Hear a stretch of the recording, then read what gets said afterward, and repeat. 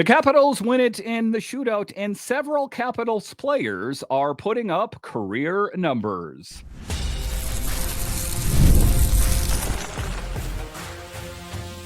Your Locked On Capitals, your daily podcast on the Washington Capitals, part of the Locked On Podcast Network. Your team every day.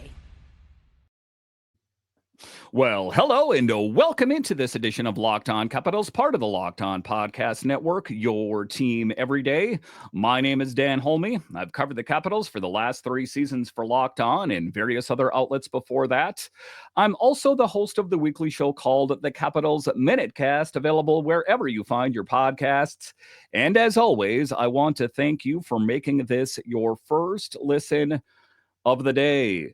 Today's episode is brought to you by FanDuel. Right now, new FanDuel customers can get $250 in bonus bets if your first $5 bet wins. So in this edition of Locked On Capitals, we talk about the team turning it around. Listen, the Capitals had a really rough first period where the Hurricanes were just steamrolling the Capitals. The Capitals turned it around in the second period, scoring 4 unanswered. And then in the third period, well, the Capitals let the Hurricanes back into the game. How did they turn the whole thing around? I'll talk about that a bit later. I'll talk about the struggles that this team faced. When you just look at strictly wins or losses, you would look at this game and think that it was a good victory, just given the fact that there was a shootout victory, but it was not perfect and left some room for improvement. But just to get it going here, we'll talk about the Capitals picking up a shootout victory. And the big takeaway for me from here is the Capitals clinched the Eastern Conference Championship tonight with the victory. Let the good times roll. The Metro Division, the Eastern Conference, that this team is knocking it out of the park. But if there is a cautionary tale, as you look at the President's Trophy curse, that sometimes I think that when a team is too busy high-fiving and patting each other on the back and, coming up with these elaborate pranks and songs in the tunnel, that's good. And I know that you want to keep the vibes immaculate around the team and all that kind of thing, the agape love that's surrounding this team. But at the end of the day, I want to get back to the basics of winning hockey games. There is a bit of a vacuum ever since Alex Ovechkin caught and passed Wayne Gretzky, that now the microscope is on this team. It's not about the chase anymore, or at least the chase of Ovechkin after Gretzky. The chase now is the Capitals trying to win a Stanley Cup. And make no mistake about it, that's what this is about. It's not setting the bar so low that you're happy the team made it to the playoffs or the second round. It is Stanley Cup finals or bust. As far as I'm concerned. And what we saw out on the ice tonight, there's some good, which I'll talk about. There's some bad and how this team was able to turn it around. But if you want to talk about a rough start, the Capitals they let the Hurricanes into this game, scoring a couple goals. Then the Capitals had scored 4 unanswered in the second period. And then in the third period, where the Capitals should have just skated into victory lane. I was watching the game on ESPN. They were talking with the victory tonight. The Capitals are this and that. And guess what happened is that the Hurricanes tied this game and it went to overtime. And in my mind, I was having visions of the Hurricanes scoring and the whole thing was being over. Now, maybe that's my pessimistic nature, I guess, but it definitely could have gone that way, right? And it went to the shootout, and thankfully, Pierre-Luc Dubois was able to find the back of the net. The only player to find the back of the net in the shootout, as both teams don't have a tremendous amount of experience in the shootout. But in any event, let's talk, drill down a little bit more into depth about this team and how we got here. So tonight, the Capitals faced a critical test. And when I say a test, it has had great magnitude because they're playing a team that's really good. And guess what, guys? When you make it to the playoffs, you're going to be playing teams that are really good. But, you take a look at it. The Capitals had some good in this game, but there was definitely some room for improvement. But as far as the vibes and the production around this team, there's a lot to like. I don't want to bludgeon you with a bunch of negativity, as several players are putting up career numbers. Tom Wilson, 33 goals. Aliaksei Protas, 30 goals. Connor McMichael, 25. Jakob Chychrun, 20. Nic Dowd, 14.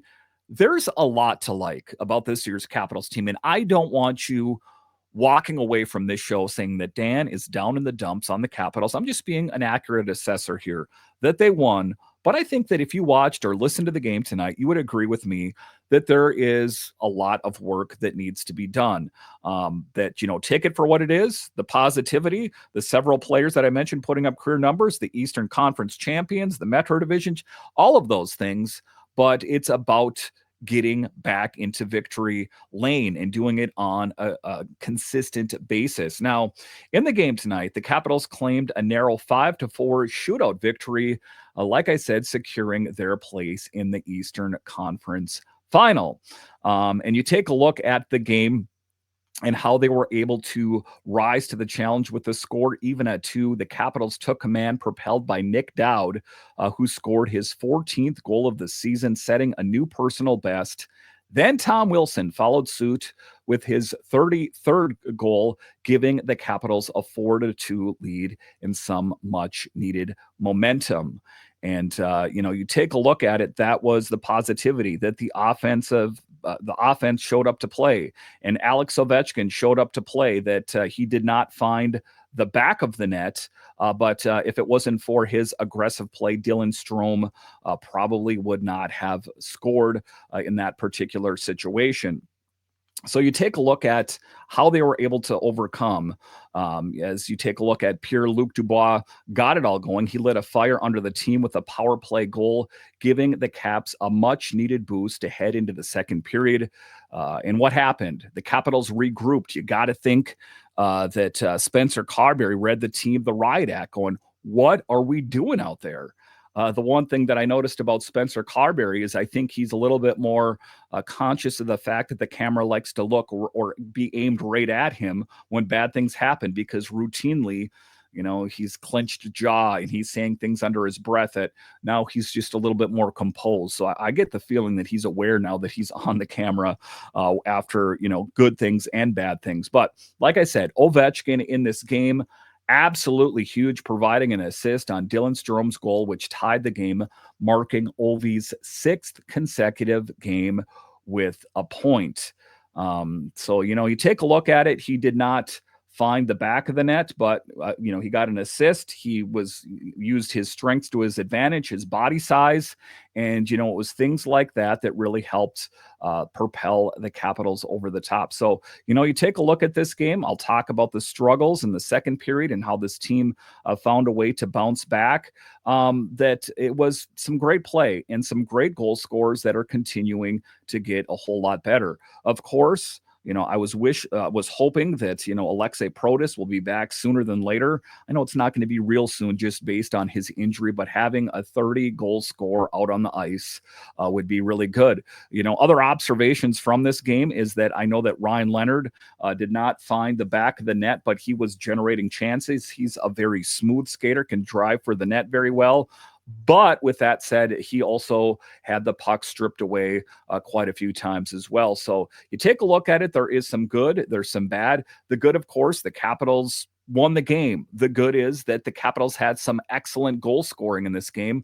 The bad, though, however, is they let the Hurricanes back into this game, not playing that complete game that I think all of us talk about all the time. So definitely some things that need to be cleaned up here. And, some things that have me a bit concerned, I'm going to be honest with you, is I'm not a guy that can ride on the high just based on accomplishments. Eastern Conference, Metro Division, Alex Ovechkin, that's fine.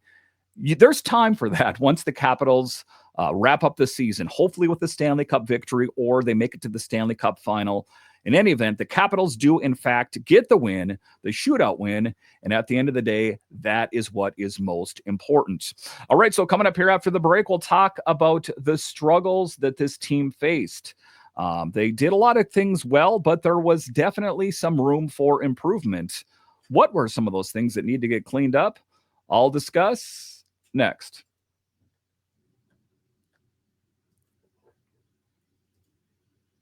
The NBA playoffs are almost here, and FanDuel is giving new customers an incredible way to get in on the action.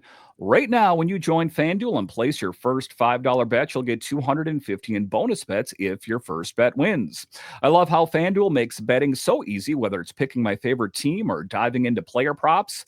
From three-pointers to steals to assists, FanDuel has so many ways to bet on your favorite player props. Plus, after the game tips off, you can combine live prop bets into a same-game parlay for a chance at a big win. Don't miss out. Head to FanDuel.com and claim your $250 in bonus bets today.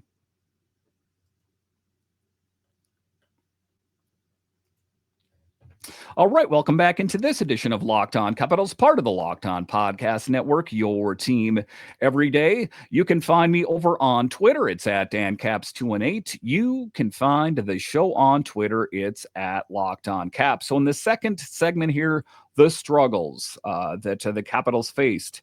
The big struggle was right out of the gate. The first period had me reeling. I think it had the Capitals reeling like, what is going on out here? This is a game the Capitals really needed to win. Why? Well, based on the game that they played before, that they really needed to find a way to stick it to this Hurricanes team, and they did it. But it wasn't easy, and the team, in particular, the first period and the latter part of the third period struggled. So those are definitely some of the things that need to get cleaned up. The night, like I said, did not start off well at all. The Caps found themselves down 2-0. And that is not the way that you want to start a hockey game, especially when you want to be coming out of the gate swinging for a Hurricanes team that you feel like did you dirty. So to be down early 2 is not easy. And to be clear here, it's because the Hurricanes were executing great play. And like I say, they're a quick team. They move the puck well, and the Capitals struggled.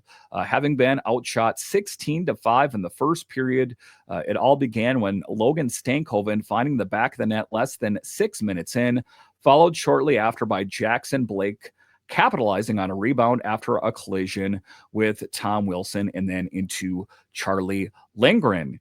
And it's one of the things that, you know, what they say, an object that's in motion stays in motion. Tom Wilson is a locomotive, and he is not an easy guy to slow down. And there was that was a scary moment in the game, and I'll talk about later. As I was thinking to myself, is Charlie injured in this game? That was definitely concerning. Now, taking a look at it, the Capitals face struggles, especially when Jakob Chychrun being scratched due to illness. Lindgren stepping up for his third straight game since Logan Thompson's injury, came through with some crucial saves to keep the Capitals in the game. Made 31 saves in the game. And, you take a look at it, Jakob Chychrun out of the game. And earlier on the Capitals Minutecast, the weekly show that I put out, I was saying that, if there's a way for Dylan McIlrath to be in this game, I really think they should do that, just based on the physical play in the previous game. And as it turns out, what do you know? Dylan McIlrath is in, and Jakob Chychrun is out due to some sort of illness. Whether that's real or not, or they just wanted to have a heavier roster, in any event, I think it was a good idea to have Dylan in there. Now, the flip side of that coin is, however, is that when Jakob Chychrun is not in the game, you're out a really great goal scorer. As we know, Jakob is a blue liner, a defender, a rear guard, but he also does have an offensive flair. So, it would have been good. Maybe the Capitals would have had another goal or stopped a Hurricanes goal. But in any event, it ended up working out all right in that regard. You take a look at it, though. The Capitals, like I say, they need to play that full game each and every game. And luckily, they found a way to turn this whole thing around, because you take a look at the struggles that they faced. I'm talking about getting off to that slow start, finding the way in the second period, and then letting it kind of slip away in the third period. those are the things that are going to get drawn into focus. And if you want to kind of take a look at some of the advanced metrics, sometimes I think that is important. The Capitals, the Hurricanes outshot the Capitals 34-28. The Hurricanes won faceoff 64.9 to 35.1 for the Capitals. Capitals were good on the on the power play, 2 for 3. You take a look at it, the Capitals out-hit the Hurricanes 31-12. They blocked more shots, 21-12. However, the Capitals gave away the puck 25 and the Hurricanes 18. So those are the things that you want to work on. You take a look at the power play metrics, going 2 for 3.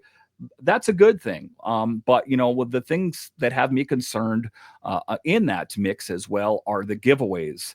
And that's the tough thing, is like I talked about Ryan Leonard out there. There was times that it seemed like he was driving for the net and was going to score a goal. And then all of a sudden, the puck got stripped away. So you take a look at it, and I think it's going to be a learning curve for Ryan Leonard, as it's got to be a bit frustrating for him as well, as putting up big numbers at Boston College and then playing for the Capitals and having one goal so far. He is used to being this big contributor that I think it is a bit of a learning curve. And, we kind of talked about that. And people had mentioned to me on Twitter and YouTube as well, saying that, don't expect too much out of Ryan Leonard. But all things considered, I think that he has been a good, fix for this team.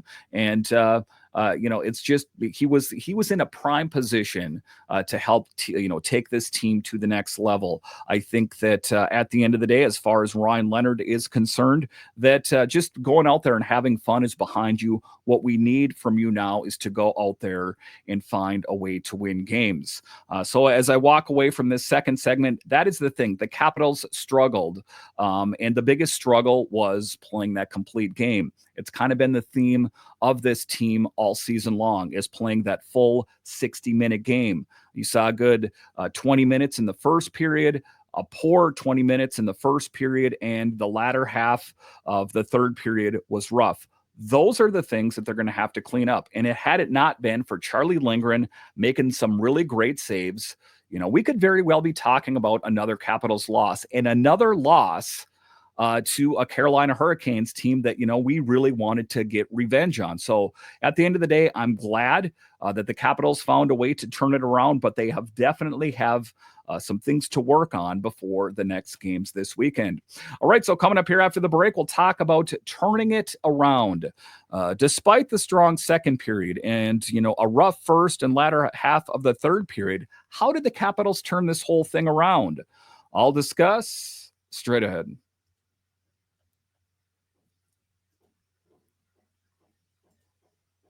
There's nothing like the energy of a live game, whether it's catching a last-minute MLB showdown or soaking in the excitement of an NBA matchup, but finding great seats at a great price. That used to be a challenge until I found Game Time. Game Time makes scoring last-minute tickets easier than ever. Prices actually drop the closer the event gets, and they're all in pricing. You can see the total cost up front. No surprises at checkout. And that's always the frustrating part, is your favorite band or your favorite sports team is playing, but what is the view of the court or the playing surface or the stage going to be? Take the guesswork out of buying tickets with Game Time. Download the Game Time app, create an account, and use code LOCKEDONNHL for $20 off your first purchase. Terms apply. Again, create an account, LOCKEDONNHL for $20 off. Download Game Time today. Last minute tickets, lowest prices, guaranteed.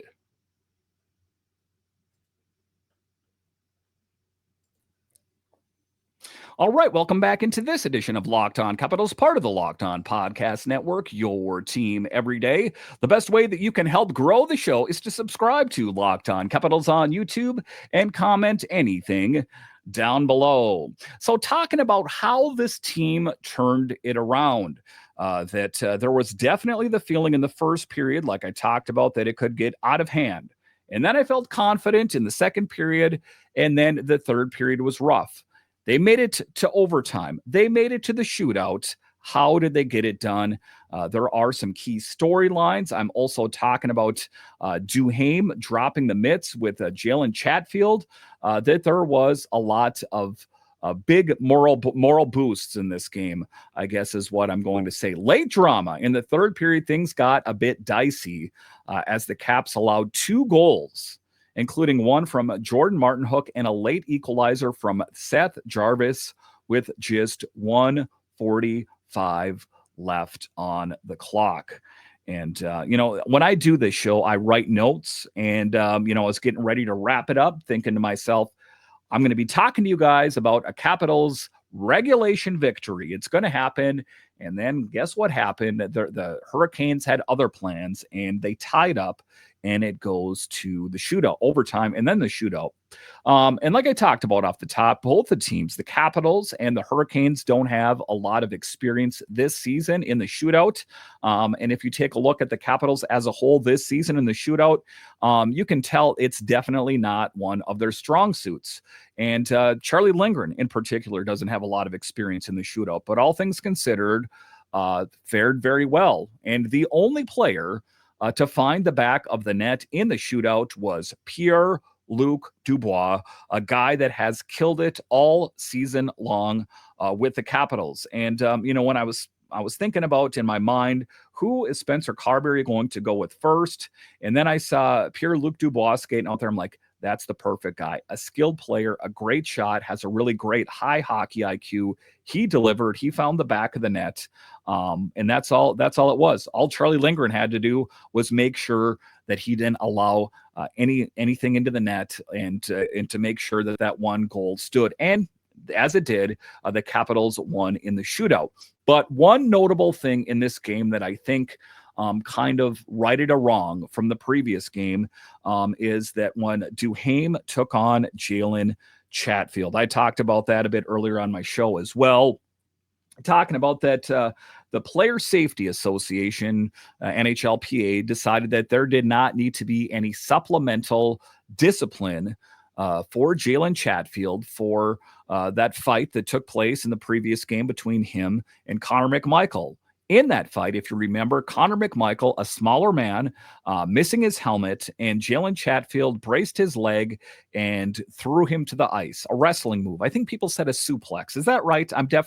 Wrestling is not my strong suit, but that's what I've heard out there. Kind of braced his leg and just threw him down on the ice. No helmet on. I wonder what would have happened had he smacked his head back on the ice. And I was listening to NHL radio, and, the director of player safety, he's a bit, cautious about, handing out suspensions, as sometimes he has them overturned. But at the end of the day, I think that seemed pretty cut and dry to me, that, you pick someone up, you throw them on the ice. And the difference is, I got hit up quite a bit online from different people mentioning Tom Wilson and the Panarin thing. Panarin jumped on Tom Wilson's back. Connor McMichael did not want this fight.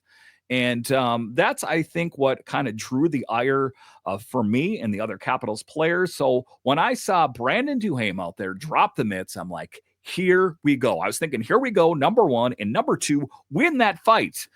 Because Jalen Chatfield, why I'm not going to call him, a true tough guy per se, has a bigger frame. And the good thing is that I know Duhaime knows how to throw down. So that was, sometimes people talk about getting rid of fighting and that kind of thing. Fighting still plays a vital role in the game. And that is all a part of how the Capitals turn things around. Because you take a look at the previous game when the Capitals played the Hurricanes, I think that the physicality, all the players in the penalty box, I think that, that kind of broke the emotion of this team. That for Duhaime to go out there and right that wrong from the previous game, I think added an extra step, a skip in the step of the players out there, and just kind of a push to say, hey, I answered that. Let's go out there and win this game. And that's ultimately what they ended up doing. All right. Once again, I want to thank you for joining me on this edition of Locked On Capitals, your only daily year-round podcast covering the Capitals. And I want to thank all of you that listen on the audio side and watch this on YouTube. When you're done here, head on over to Locked On NHL, as they have you covered 5 days a week. Now, listen, of course, I cover the Capitals 5 days a week for you, but things are getting exciting around the NHL. And lucky for you, Locked On NHL is there for you 5 days a week. So if you're a fan of other teams other than the Capitals, Locked On definitely has you covered. All right. Once again, I want to thank you for joining me on this edition of Locked On Capitals, part of the Locked On Podcast Network, your team every day. My name is Dan Holme, and I'll talk to you again next time.